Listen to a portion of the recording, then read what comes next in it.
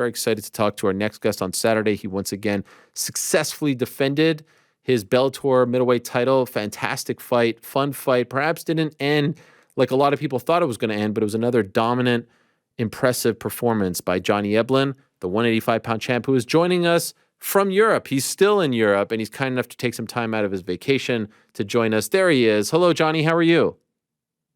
What's up, Ariel? How are you? I'm doing really well. Thank you very much for the time, especially on your vacation. I appreciate it. Congratulations on the win. First, could I ask, and I see that you are wearing the sunglasses. That was a pretty gnarly cut. I saw your pictures. I saw Mike Brown's photos of the cut before it was stitched.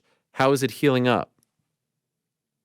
Healing up pretty good. Dang. Just trying not to freak anybody out. It feels good, man. It's nothing crazy.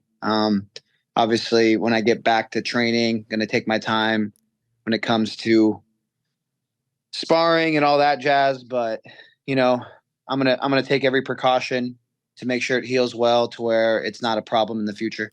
How many stitches? I want to say like 12 or something. They were pretty big stitches. Yeah.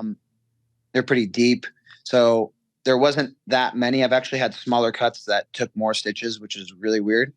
But I think around 10 to 12. And I mean, it's healing up pretty good, man. It doesn't feel too bad. When you felt that the cut had opened and, all of a sudden there's blood pouring on your face, are you worried that the fight is going to be stopped? So in the fight, I was like, fuck, he cut me because I felt blood flowing. I was like, I don't know how bad it is. It was all numb, so I couldn't really feel it. I was actually kind of pissed off at myself because I didn't really wrestle super hard that round. My game plan was kind of turn up the wrestling in the later rounds. I just wanted to get a feel for his defense and what he was doing to try to get up, just so I could just, gather some info. And I wasn't expending much energy. I didn't want to tire out my arms and legs early on. But as I was doing that during the break, he landed a clean elbow. And yeah, man, I wasn't really sure how bad it was. I went down in the corner after the round. Cutman put Vaseline in it. It wasn't bleeding too much. The coaches were like, they didn't really talk too much about it. They just said, you're cut. We gotta, we need some more urgency out of you, Johnny. We need to get the fight to the ground. We gotta do some more to make it more of a one-sided fight. And I guess when they went back in their corner and I turned around and looked back at them, I guess they got a different angle on my cut, and they all looked at each other and they were like, that's a bad cut. Uh-oh. And then I kind of felt some urgency in that round to be like, man, I got to do something big, because I don't know if this fight is going to be stopped or not because of this cut. So yeah, I don't know, man. I'm just glad I did what I did in the third round and got the finish. Yeah, I was wondering that if you felt like, hey, if I let this go to the distance or fourth or fifth, that increases the possibility of a doctor coming in and looking, I need to end this as soon as possible. You actually took it into another gear because of the cut. Yeah, I turned it up. I was like, I need to go forward and I need to land heavy shots. And if I have to get this fight to the ground, advance, get to finishing positions, whether it's me on top or me landing heavy punches on the feet. Definitely felt more urgency in the third. And regardless of the cut or not, I would have turned it up in the third because that was kind of my game plan. But I feel like the cut made it a little bit more like, hey, man, we got to get this done sooner rather than later. Yeah. Was it hard to see? No, I could see the blood wasn't flowing over my eye too much. It actually missed two arteries in my head. Jeez. So when they lifted it up, when they were cleaning it out, you could see arteries in my head. They were still intact. Oh my gosh. So that's why I was like, well, if that fight would have kept going and I would have got hit a couple times in the same spot, maybe those would burst and then blood's flowing out and then it's getting in my eye. And then, who knows what happens after that. But I think the cut man did a great job, putting Vaseline in it, and whatever blood that was coming out, he stopped. And it gave me a chance to continue fighting. How was leading up to that point? I want to get back to the fight in a moment, but the weekend in Ireland, that crowd is so good. I've seen two events there at that arena.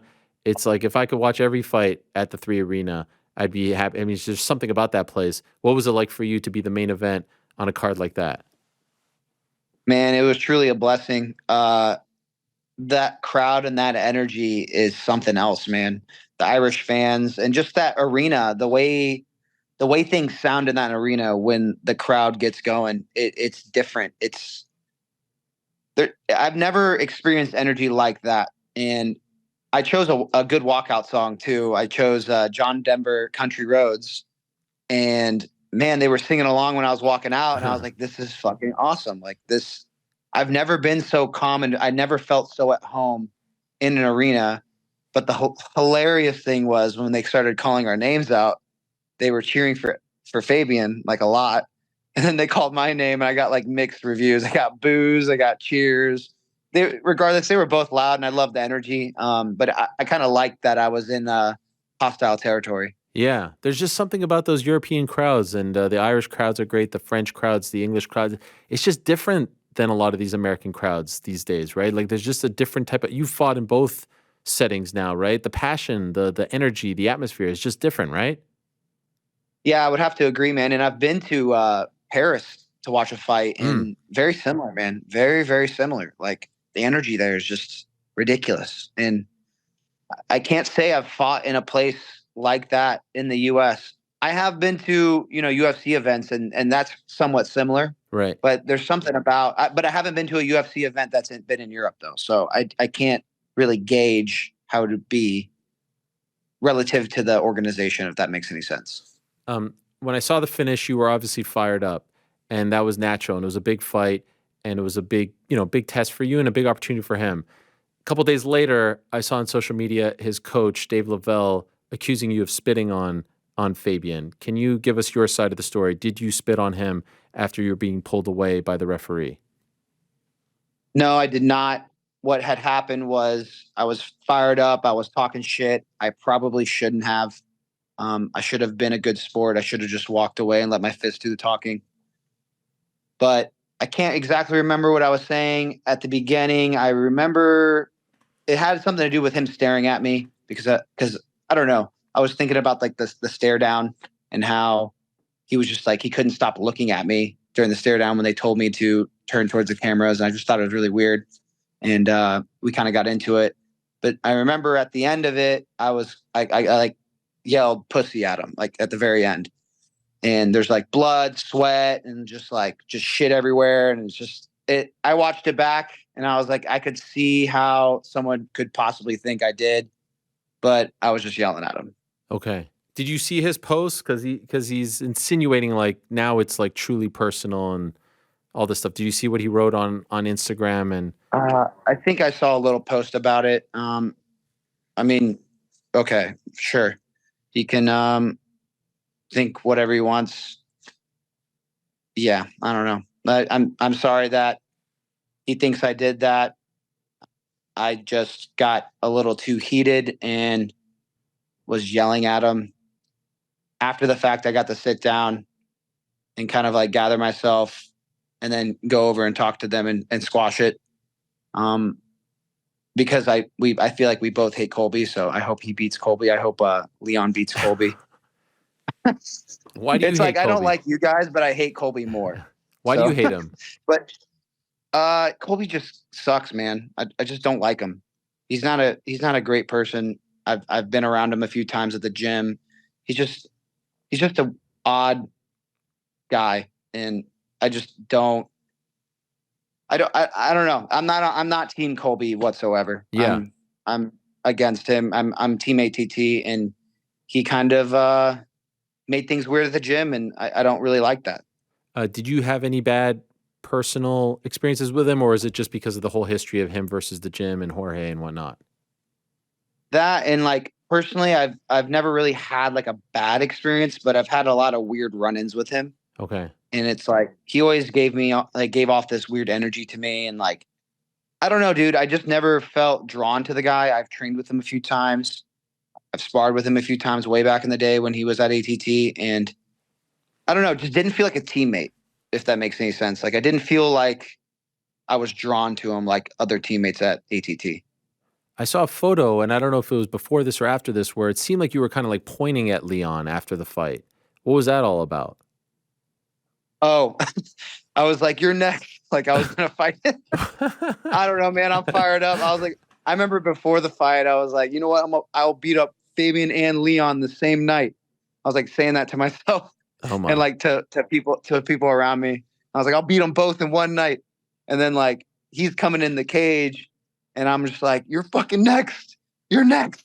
And I'm like, I don't know, dude. I'm heated up. I just got in a fist fight. Yeah. I'm the adrenaline's pumping. I just got a crazy finish. Um, Obviously I got to collect myself, and I apologized after for all the antics. And because at the end of the day, I think being a good sport is more important. And I think from here on out, I'm definitely going to learn from that experience. Even though it drew a lot of headlines and got a lot of attention, Yeah. that's not what fighting's really about. It's really about being the best mixed martial artist you can possibly be. And yeah, that was my last question on this. Like, do you feel like you and Fabian are good? I know all week, the Friday face off was a little bit heated. This was like, do you feel like obviously he's probably heartbroken, you beat him, better man wins, you move on, you don't have to be best friends, but do you feel like it's all done between you two? Yeah, I mean, I don't have any animosity towards him or his camp. Like I said, I hope Leon beats Colby. Yeah. Like, if anything, I wish the best for them. Yeah, man, I did my talking in the ring, and it's all done. How would you describe the week being a part of the Bellator machine? Obviously, there are a lot of rumors about its future, the PFL sale. Is it happening? Is it not? As of right now, it seems like it's happening, but you never know how these things progress. But it feels like we may be approaching the end of something of an era regarding this current regime. Could you feel that all week in Ireland? Uh, I felt like I did a little bit, maybe. I feel like the staff isn't as hyped anymore. Hmm.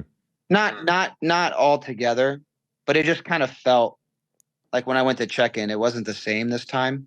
If that makes any sense. But they're still doing their thing, and there's a lot of uncertainty, so I could totally understand why. But other than that, other than like the energy behind it, like everything ran smoothly, everything was great. The Bellator staff's amazing. Um, yeah, everything ran how it should have ran. And yeah, I guess just like this, it's just like a big cloud of like uncertainty is hanging over everybody's head when it comes to Bellator and the future of Bellator and what's going to happen. So, it's going to change, how people are feeling, obviously, during events like this. Is there a part of you that feels like that may have been your final fight for Bellator? Possibly. Um, I don't know, man. Yeah, I don't know what the future holds. I just understand that I'm damn good at what I do, so I will always be employed, Yeah. whether it's at Bellator, PFL, or the UFC, or freaking one. I can't count one out.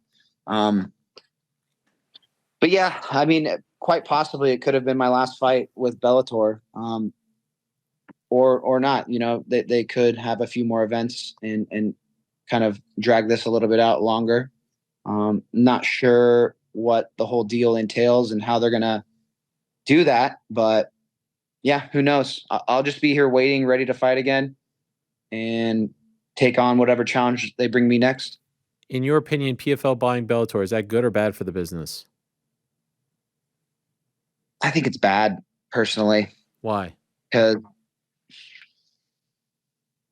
it's just like two major organizations really, and that are controlling a lot of fighters. I know PFL is meaning well though, and they're trying to get guys paid more, so I can kind of see how it might be good, but it's like you don't know until it's actually done. Um, if that makes any sense. Like they could say that they're going to pay fighters more and whatnot, but like then absorb Bellator and then do the same thing that the UFC is doing. Not to say that that's what they're going to do, but I like that. I like more competition rather than less competition. Yes, 100%. It's one less place to negotiate with. It's one less option.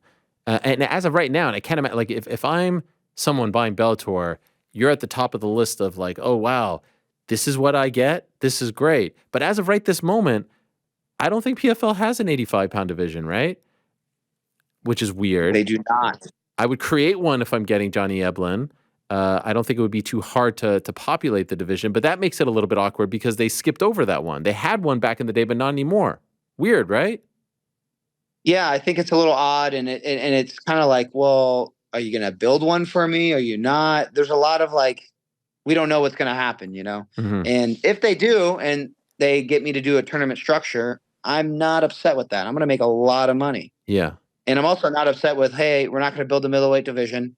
Somehow, like, I don't know, they terminate my contract or they sell it or whatever, and I go to the UFC. I'm not upset with that either. But yeah, it's just weird. If they do buy it, they either have to build a division around me, or they're going to do what they're doing to Kayla Harrison, which is actually something I don't want because I want to fight often. What, like, the worst possible thing that could happen to me is like around my prime getting stuck fighting one time a year. Right. Against not the best guys in the world. Unless they can somehow get the best guys in the world by paying them more. Like, I mean, that's what they did with Francis, but like, can you do that with some of the best 85ers in the world? Like, I don't know. You just mentioned something that kind of struck me where you were like, or you could do what the UFC does, which I think you were implying, like maybe not pay the fighters as much. So I'm wondering, are you one of those guys who's like, I need to be in the UFC, like that's the end goal? Or ultimately, do you view yourself as a prize fighter? I just want to go out there, fight often, but also get paid top dollar. I think I want to go out there, fight often, and get paid top dollar. But, dude, part of me is like, fuck the money, fucking fight the best guys in the world. You know what I mean? Like, it's weird because it's like you would think if you're fighting the best in the world, you'll get paid. I think the cap, though, when it comes to getting paid the most, obviously the UFC is the route to go. Like, especially if you're a big name, you get pay-per-view. I mean, it's the money is pretty awesome, but you have to be one of the best guys in the world. Right. That's the thing. It's just like, yeah. What I was kind of referring to is like how low some of the pay is for, prelim guys and stuff like that. When you won on Saturday, I tweeted something to the effect of like top 10, absolutely, you're in that conversation. It's time to have the real conversation for your top 5. Your coach, and I appreciate this, the loyalty, your coach, Mike Brown, replied to the tweet writing top 1. And by the way, I was trying to like hedge a little bit as to people, because people sometimes would be like, oh, you're just trying to favor, the non-UFC guy, blah, blah, blah, blah. Personally, right here, face to face, and I would say it if you're not, I think you're in the top 3, top 2, dare I say top 1. You are in that. That is time to have that conversation, truly. But I was trying to hedge and be, okay, top 5, that seems like a safe space. Where would you put yourself? Hey, man, definitely top 3, man. Like, I think I'm one of the best, if not the best. I can't take anything away from Izzy or Sean Strickland, though. Especially my boy Sean. Like, that motherfucker went out there, fought the best guy in the world, and beat him. Like, in the UFC, that was an awesome moment. I can't take anything away from that. And I was happy to see him win. It's just like on any given night, I think all 3 of us, if we fight, any of us can win.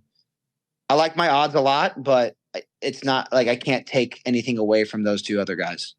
So you and Sean are friends? Yeah, we're cool. We train. Yeah, man, I'm happy for him. Like, I want him to do well. I'm not like sitting back like, fuck, I want Sean to lose and fuck him, fuck whatever. No. Like, dude, I was so psyched when he beat Izzy. Like, so psyched. Like, I was jumping up out of my seat like, dude, is this really happening? Like, I was ecstatic, man. And yeah, like we're cool. I'm probably gonna go to Vegas in a few months and train with him. And yeah, we train a lot together. Anytime I'm in Vegas, I train with him. Anytime he's in Miami or South Florida, he comes to ATT and we train. So yeah, he's a good look and good training partner. The reason Eric Nixick's a great coach too. Yes, so. One of the absolute best, along with your corner, which is one of the absolute best as well. But the reason I asked that question was the idea of a Johnny Eblen, Sean Strickland fight. Are you comfortable with me asking, like, how do you think that fight goes? I mean, you may know because you spar together. I know it's a little bit different than a live, real fight, but what do you feel about that fight? I feel like if I ask you the Izzy fight, I know what you're going to say, but if I ask you, how does Sean Strickland versus Johnny Eblen go, what do you say? Man, I don't kiss and tell about sparring. No, I know. That's not We're what I'm buddies. trying to get you Yeah, to do. buddies, but yeah. No, I'm not gonna say anything about that. Like, if we ever fight, we fight each other for free when we spar. Hmm.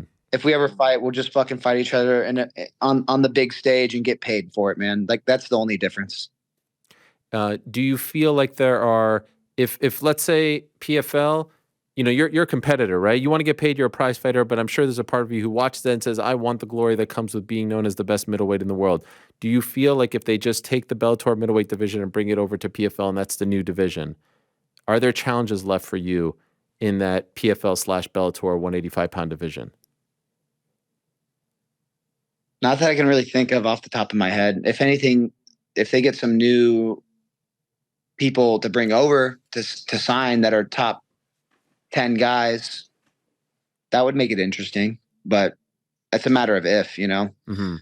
That's the only thing they could possibly do. Other than that, I'd just be kind of just fighting guys that, aren't the best in the world. And that's where the problem lies, I think, with the whole PFL deal. It's like you have one of the best talents in the middleweight division, but how are you gonna make good fights with this guy? What do you like? How do you make a good production with the best middleweight, but you don't have all the other middleweights? You get what I'm saying? Like, I don't know. It's just weird to me. I think fighting's such a weird sport. Like, I wish it was more like boxing, where you could just do cross promotional stuff and have the best guys fight each other, and then boom, you know who the best guy in the world is. Amen. Welcome to the last 20 years, right? Welcome to the dilemma that every non-UFC fighter has faced for the last 20 years. That would be amazing if they could book you versus Sean or Izzy or one of those, Robert Whitaker, right? One of those guys. I would love to fight him. Yeah. Yeah. And I would imagine Duplessis. What do people call him? DDP. Yeah. That's actually kind of dope. Good for him. Good for him. I did see a back and forth between you and Aaron Jeffrey. Does that one interest you? And do you think that would be the one that they try to book next? When it comes to the middleweight division, yes, I think he would be the next logical step. He beat my boy. He beat two of my friends actually, Austin Vanderford and Dalton Rasta, and he's the next guy in line to fight for a title that I haven't beat. So, yeah, I would love to just fucking get in there and beat his ass, man, and get paid again. But it's a matter of if Bellator wants to make that fight or if they want to make him fight again, or it's not my decision at the end of the day. So if that's not the case, I think the next logical step, whatever can happen quicker, is going up a weight class and fighting for a 205 belt. Oh, is this of great interest to you? It's in interest of me. I've been thinking about it. It's like, well, it's kind of another step, and it's going to legitimize my name, and it's like what the GOATs do, man. The GOATs of the sport don't just stay in one weight class. They move weight classes, and they show they're actually pound for pound one of the best guys in the world. Have you said this to Bellator? Are they interested in it? We've flirted with the idea. Okay. We've flirted with it. We've spoken about it a little bit. Nothing like on pen and paper, but it's, just a little bit here and there talk. What do you walk around at? Walk around 205. Oh. I think when I eat a lot though, and I'm still training hard, but I eat a lot and I'm not really like watching what I eat. I can get up to 208, maybe 210. So basically what I would do is just not cut weight for a fight and just scrap. Which could be nice, right? It would be nice. I wouldn't mind it, man. I like the idea of not having to sit in a fucking sauna, dude. Yeah. And kind of slowly kill myself to make 85. It's not that bad. I come in, pretty knowledgeable about weight cutting, and I lose the weight over time and make sure the water weight cut isn't too much. But if I could just get rid of that shitty couple days, I'd be hype. Are you exceeding your expectations in terms of where you thought you'd be at 6 or so years into your career now in the conversation for being one of the best middleweights in the world, or is this what you expected? I can't say that I expected this, man. I didn't know where I was going to be. I was just like a kid that was interested in fighting. And I thought, oh, I'm pretty good at this. Maybe I can make a living off this. This is better than working a 9 to 5. I still had that competitiveness in me. So I like working a normal job just was off the table. And yeah, dude, like, I feel like I've dreamt of moments like this, but like me actually sitting there and like, I don't know how to explain it to you. It's like, I never really sat there and was like, this is going to happen, in my head. It was more of a matter of like, man, this would be nice if this happened. And then like that dream, I kind of like, it was always in the back of my head, and I would just like work my ass off day in and day out. And then poof, here I am living it. I'm just like, what the fuck? This is awesome. And it's only going to get better. It doesn't seem like you're slowing down anytime soon. So it feels like you're just getting started, if I'm being honest. And I know you've been champion for a minute now, but it really feels like you're starting to get that respect, that recognition, and now the fun really begins. So enjoy it all, my friend. Enjoy your vacation. Thanks for doing this while on vacation, and I hope that heals up rather quickly. It is pretty cool. Halloween is coming up. Is not a bad look. Just, you have one. No makeup. Yeah, exactly. Just show up. It's not a bad look. Heal up soon, and can't wait to see how this whole story plays out with you in particular. And this, it's a fascinating one to watch. So I wish you the best with all of that as well. Appreciate it, Ariel. Thank you for having me on, man. I always love coming on your show. Wish you the best, and hopefully we talk again soon. Yes, sir. There he is, Johnny Eblen, the Bellator middleweight champion who had a fantastic win in Ireland, in Dublin, to be specific, over the weekend. What a fascinating story it is going to be watching him and how he travels through the rest of his career, especially with this big sale potentially looming on the horizon.